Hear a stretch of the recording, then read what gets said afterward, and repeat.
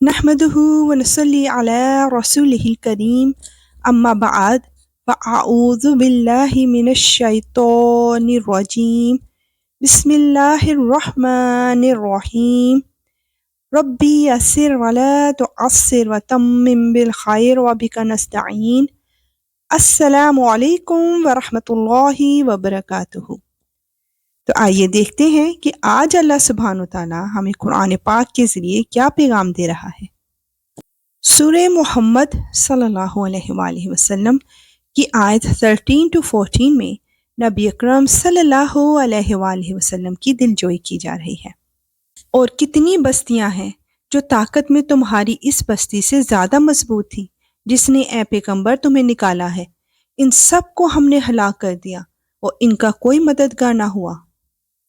اب بتاؤ کہ جو لوگ اپنے پروردگار کی طرف سے ایک روشن راستے پر ہوں، کیا وہ ان جیسے ہو سکتے ہیں جن کی بدکاری ہی ان کے لیے خوشنما بنا دی گئی ہو اور وہ اپنی نفسانی خواہشات کے پیچھے چلتے ہوں؟ اللہ اکبر۔ یا اللہ تو ہمیشہ ہمیں سیدھے راستے پر رکھنا۔ آیت 15 میں جنت کے مشروبات کا ذکر کیا جا رہا ہے۔ متقی لوگوں سے جس جنت کا وعدہ کیا گیا ہے، اس کا حال یہ ہے کہ اس میں ایسے پانی کی نہریں ہیں جو خراب نہیں ہونے والا، ایسے دودھ کی نہریں ہیں جس کا ذائقہ نہیں بدلے گا، ایسی شراب کی نہریں ہیں جو پینے والوں کے لیے سراپِ لذت ہوگی، اور ایسے شہد کی نہریں ہیں جو نتھرا ہوا ہوگا، اور ان جنتیوں کے لیے وہاں ہر قسم کے پھل ہوں گے اور ان کے پروردگار کی طرف سے مغفرت۔ کیا یہ لوگ ان جیسے ہو سکتے ہیں جو ہمیشہ دوزخ میں رہیں گے اور انہیں گرم پانی پلایا جائے گا، چنانچہ وہ ان کی آنتوں کو ٹکڑے ٹکڑے کر دے گا۔ اللہ اکبر۔ یا اللہ تو اپنی رحمت کے ساتھ ہمیں اور ہمارے تمام پیاروں کو ان جنتوں کا باسی بنانا۔ آیت 16 to 18 میں منافقانہ طرز عمل کو بیان کیا جا رہا ہے۔ اور اے پیغمبر، ان میں سے کچھ لوگ وہ ہیں جو تمہاری باتیں کانوں سے تو سنتے ہیں، لیکن جب تمہارے پاس سے نکل کر جاتے ہیں تو جنہیں علم عطا ہوا ہے ان سے پوچھتے ہیں کہ ابھی ابھی آپ صلی اللہ علیہ وآلہ وسلم نے کیا کہا تھا۔ یہ وہ لوگ ہیں جن کے دلوں پر اللہ نے مہر لگا دی ہے اور جو اپنی نفسانی خواہشات کے پیچھے لگ گئے ہیں، اور جن لوگوں نے ہدایت کا راستہ اختیار کیا ہے اللہ نے انہیں ہدایت میں اور ترقی دی ہے اور انہیں ان کے حصے کا تقوی عطا فرمایا ہے۔ اب کیا یہ کافر لوگ قیامت ہی کا انتظار کر رہے ہیں کہ وہ یکا یک ان پر آن پڑے؟ اگر ایسا ہے تو اس کی علامتیں تو آ چکی ہیں، پھر جب وہ آ ہی جائے گی تو اس وقت ان کے لیے نصیحت ماننے کا موقع کہاں سے آئے گا؟ اللہ اکبر۔ آیت 19 میں ایک خوبصورت نصیحت کی جا رہی ہے۔ لہٰذا اے پیغمبر، یقین جانو کہ اللہ کے سوا کوئی عبادت کے لائق نہیں ہے، اور اپنے قصور پر بھی بخشش کی دعا مانگتے رہو اور مسلمان مردوں اور عورتوں کی بخشش کی بھی، اور اللہ تم سب کی نقل و حرکت اور تمہاری قیام گاہ کو خوب جانتا ہے۔ یا اللہ تو ہمارے ہر گناہ کو بغیر حساب کے بخش دینا۔ نیکسٹ 2 آیات میں منافقین کی بزدلی کو ظاہر کیا جا رہا ہے۔ اور جو لوگ ایمان لائے ہیں وہ کہتے ہیں کہ کیا اچھا ہو کہ کوئی نئی صورت نازل ہو جائے، پھر جب کوئی جچی تلی صورت نازل ہو جائے اور اس میں لڑائی کا ذکر ہو تو جن لوگوں کے دلوں میں روگ ہے تم انہیں دیکھو گے کہ وہ تمہاری طرف اس طرح نظریں اٹھائے ہوئے ہیں جیسے کسی پر موت کی غشی طاری ہو۔ بڑی خرابی ہے ایسے لوگوں کی۔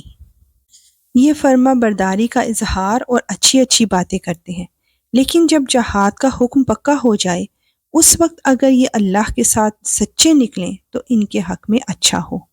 نیکسٹ 2 آیات میں پیغام دیا جا رہا ہے کہ تربیت یافتہ لوگوں کی حکومت سے خیر پھیلتا ہے۔ پھر اگر تم نے جہاد سے منہ موڑا تو تم سے کیا توقع رکھی جائے؟ یہی کہ تم زمین میں فساد مچاؤ اور اپنے خونی رشتے کاٹ ڈالو۔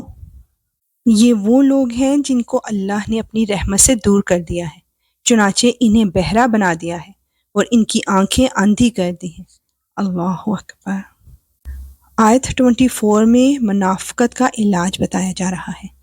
بھلا کیا یہ لوگ قرآن پر غور نہیں کرتے، یا دلوں پر وہ تالے پڑے ہوئے ہیں جو دلوں پر پڑا کرتے ہیں؟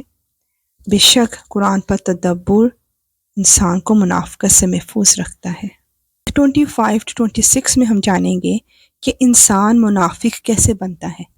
حقیقت یہ ہے کہ جو لوگ حق بات سے پیٹ پھیر کر مڑ گئے ہیں، باوجود یہ کہ ہدایت ان کے سامنے خوب واضح ہو چکی تھی، انہیں شیطان نے پٹی پڑھائی ہے اور انہیں دور دراز کی امیدیں دلائی ہیں۔ یہ سب اس لیے ہوا کہ جو لوگ اللہ کے نازل کی ہوئی باتوں کو ناپسند کرتے ہیں، ان منافقوں نے ان سے یہ کہا کہ بعض معاملات میں ہم تمہاری بات مانیں گے، اور اللہ ان کی خفیہ باتوں کو خوب جانتا ہے۔ سورہ محمد صلی اللہ علیہ وآلہ وسلم کی آیت 27 to 28 میں منافقین کی اذیت ناک موت کا منظر بیان کیا جا رہا ہے۔ پھر اس وقت ان کا کیا حال بنے گا جب فرشتے ان کی روح اس طرح قبض کریں گے کہ ان کے چہروں پر ان کی پیٹھوں پر مارتے جاتے ہوں گے۔ یہ سب اس لیے کہ یہ اس طریقے پر چلے جس نے اللہ کو ناراض کیا اور اس کی رضامندی حاصل کرنے کو خود انہوں نے ناپسند کیا، اس لیے اللہ نے ان کے اعمال اکارت کر دیے۔ یا اللہ تو ہمیں آسان زندگی اور آسان موت عطا فرمانا۔ آیت 29 to 31 میں ہم دیکھیں گے کہ اللہ سبحانہ و تعالیٰ آزمائش کے ذریعے منافقوں کو کس طرح ظاہر کرتا ہے۔ جن لوگوں کے دلوں میں نفاق کا روگ ہے، کیا وہ یہ سمجھتے ہیں کہ ان کے چھپے ہوئے کینوں کو اللہ کبھی ظاہر نہیں کرے گا؟ اور مسلمانوں، اگر ہم چاہیں تو تمہیں یہ لوگ اس طرح دکھا دیں کہ تم ان کی علامت سے انہیں پہچان جاؤ، اور اب بھی تم انہیں بات کرنے کے دھب سے ضرور پہچان ہی جاؤ گے، اور اللہ تم سب کے اعمال کو خوب جانتا ہے۔ اور ہم ضرور تمہیں آزمائش میں ڈالیں گے تاکہ ہم یہ دیکھ لیں کہ تم میں سے کون ہیں جو مجاہد اور ثابت قدم رہنے والے ہیں، اور تاکہ تمہارے حالات کی جانچ پڑتال کر لیں۔ اللہ اکبر۔ یا اللہ تو ہمیں ہمیشہ حق کا ساتھ دینے والوں میں رکھنا۔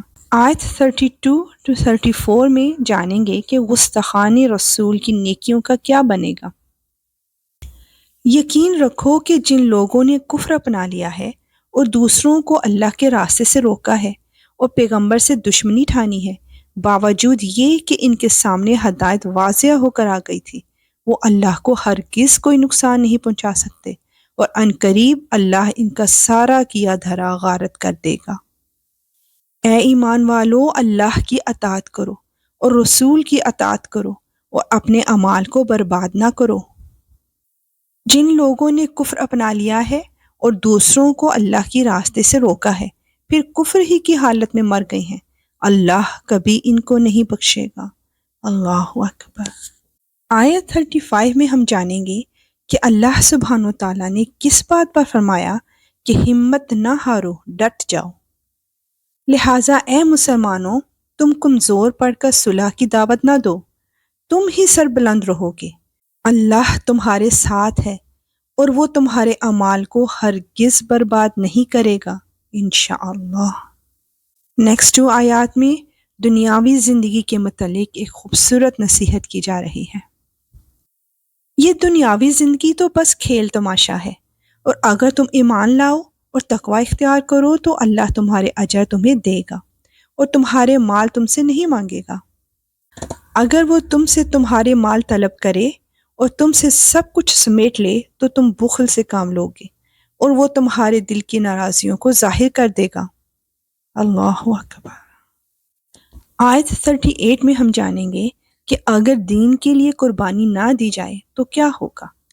دیکھو، تم ایسے ہو کہ تمہیں اللہ کے راستے میں خرچ کرنے کے لیے بلایا جاتا ہے تو تم میں سے کچھ لوگ ہیں جو بخل سے کام لیتے ہیں، اور جو شخص بھی بخل کرتا ہے وہ خود اپنے آپ ہی سے بخل کرتا ہے، اور اللہ بے نیاز ہے اور تم ہو جو محتاج ہو، اور اگر تم منہ موڑو گے تو وہ تمہاری جگہ دوسری قوم پیدا کر دے گا، پھر وہ تم جیسے نہیں ہوں گے۔ اللہ اکبر۔ بے شک اللہ ہر چیز پر قادر ہے۔ الحمدللہ، یہاں ہماری سورہ محمد کمپلیٹ ہوئی۔ اللہ سبحانہ و تعالی ہمیں اس کو سمجھنے، اس پر عمل کرنے کی توفیق عطا فرمائے، آمین۔ اے اللہ، اس کتاب قرآن پاک میں سے ہماری زبانی جو پڑھتے ہیں، اس میں ہمیں تفکر، تدبر اور اس کی سمجھ عطا فرما، اور اس کے معنوں اور عجائبات کی پہچان کروا، اور جب تک ہم زندہ رہیں اس کے مطابق عمل کریں۔ بے شک تو ہر چیز پر قدرت رکھنے والا ہے۔ آمین۔ انشاءاللہ ملیں گے سورہ فتح کی آیات کے ساتھ۔ اب اجازت، وآخر دعوانا ان الحمد للہ رب العالمین۔ سبحانک اللہم وبحمدک، اشہد ان لا الہ الا انت، استغفرک واتوب الیک۔ السلام علیکم ورحمۃ اللہ وبرکاتہ۔